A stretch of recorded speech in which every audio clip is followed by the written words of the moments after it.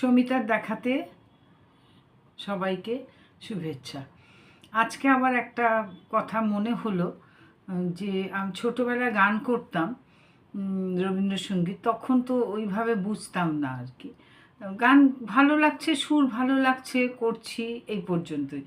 কিন্তু এখন বড় হয়ে সেই জিনিসগুলো তো, বা বয়স হয়েছে, সেই জিনিসগুলো ধীরে ধীরে বয়সের সাথে সাথে একটু একটু করে তো মানে অনুভূতিগুলো অন্যরকম হচ্ছে, অর্থগুলো, আবেগগুলো, বাণীগুলো সব যেন অদ্ভুতভাবে ধরা দেয় আর কি।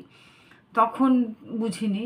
যেমন একটা গান মনে হলো, আরো আরো প্রভু আরো আরো, এমনি করে আমায় মারো।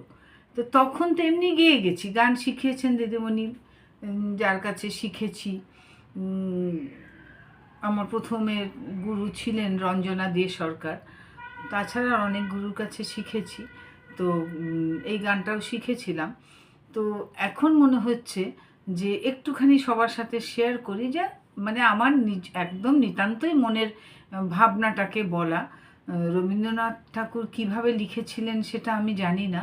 তো ঘরে ঘরে আমরা যদি একটু একটু করে এগুলো নিয়ে, একটু অর্থগুলো নিয়ে সামান্যভাবে ঘরে একটু আলোচনা করি, মনে হয় যেন ছোটরা কিছু শিখতে পারে আর কি। ছোট্ট জিনিসের মধ্যে দিয়ে অনেক কিছু শিখতে পারে।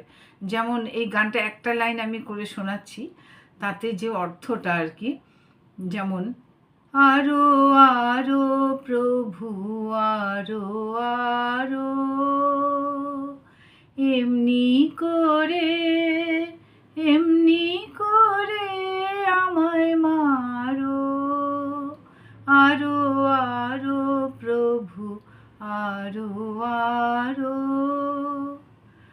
তখন বুঝতাম না, এখন বুঝি যে আমার অহংকারটাকে, প্রভু ঈশ্বর আমার অহংকারটাকে দমন করো।